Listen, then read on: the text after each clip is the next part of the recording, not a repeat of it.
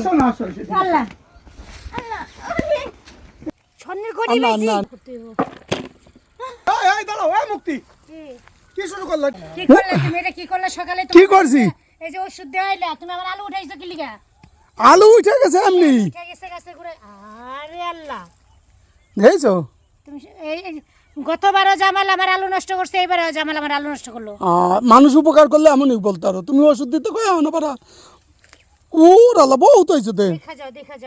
যাও কত এতগুলা এক গাছে আমি যে স্বর্ণ পেয়েছি স্বর্ণ এত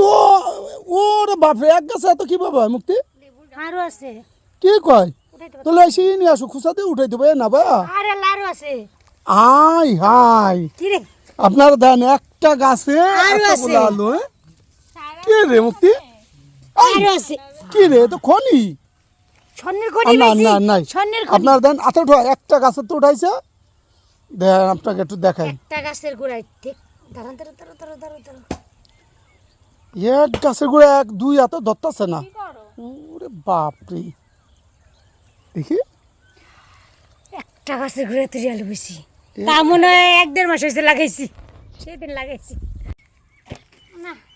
এই রাকিব একটা ঝুড়ি নিয়ে আসো তো হাতে নিতে পারতেছি না দাঁড়াও আমায় নাও এই দাঁড়াও এই মুক্তি কি শুরু করলো এটা কি শুরু করলাম মানে এই আলু কেমন হইছে কত ছোট ভাই খাইয়া তো বাঁচতে হইব কি এমন করো কি লিখে তুমি এই আলু তুমি এখন কেন উঠালে এত কষ্ট করে লাগালাম এগুলো কেন সেই রীতি রান্না করতে হইব